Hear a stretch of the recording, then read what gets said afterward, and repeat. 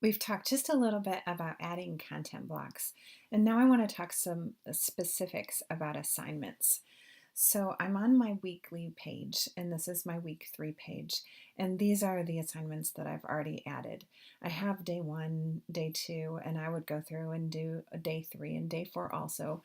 But now I want to create a place for the students to turn in their assignments. And those students can turn in assignments in different ways. So, one, you would create a Dropbox for an assignment, and the students can click right on that box and then they can scan or upload their work right into that assignment due box. And I'll show you how to do that. So, I'd click Add Content, I'd go down to Assignments, and I'm going to make this Story 1.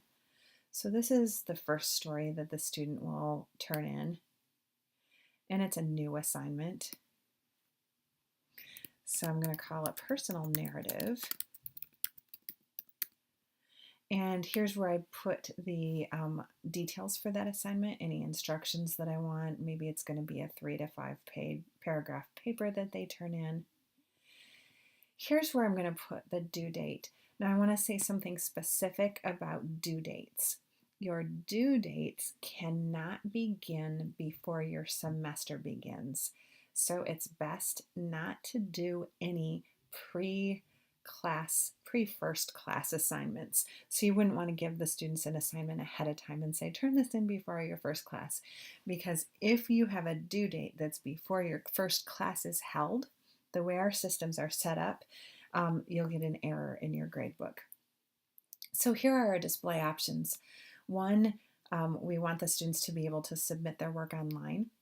You always want to click Save, also save in PowerTeacher, because again, this learning gradebook syncs with the PowerTeacher gradebook, and that is what the students can see. I always like to make my total points worth 100. It's just a lot easier to figure out averages and category weighting that way. I want to show this in my assignment blocks, and I could actually choose a different block if I wanted it there. I could upload a file with instructions. Maybe I have a rubric that I'm going to use, and then I'm going to go down here and I'm going to click Save, and I'll show you what that looks like. So now we have this little button over here where you can actually access the students' work that they've turned in, and they can turn in work through this button. So if they click on this button, it'll allow them right from this week 3 page to turn in their personal narrative. Now, there are some other things that you should consider when you're putting content blocks and assignments on your page.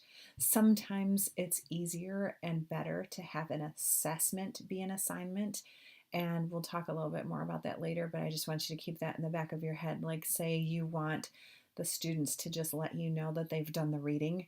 You can set that up as an assessment where they just click, yes, I did the reading, no, I didn't do the reading, and turn it in that way, and it's kind of automatically graded for you and put into the gradebook for you, rather than having them turn in a document that says, I did the reading, blah, blah, blah, like that. So there are certain things that you'd want to set up, assign as certain ways that you'd want to set up assignments as assessments, but this is kind of an overview for that. Now, something that makes it a little bit easier is, let's say your week 3 ends on September 1st. If you put that right in the title,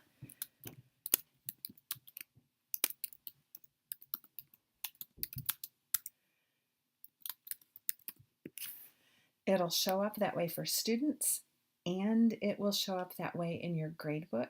So either you can put week 3 or due September 1st. A lot of teachers I know like to have that due date right in their assignment title so that there's no question about it from the students of when things are due.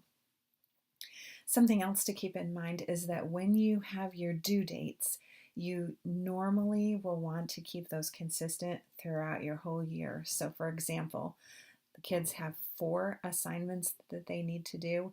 those would all be due by midnight before your next class. So you hold class on Thursday, you give your assignments, your all of those week's assignments will be due the next Wednesday before midnight. And if you keep that consistent their whole way, like you wouldn't want to have something due on Monday and then something due on Wednesday and then something due, throughout the week. Keep all of your assignments so that they're due the same day and keep that due date the same every week.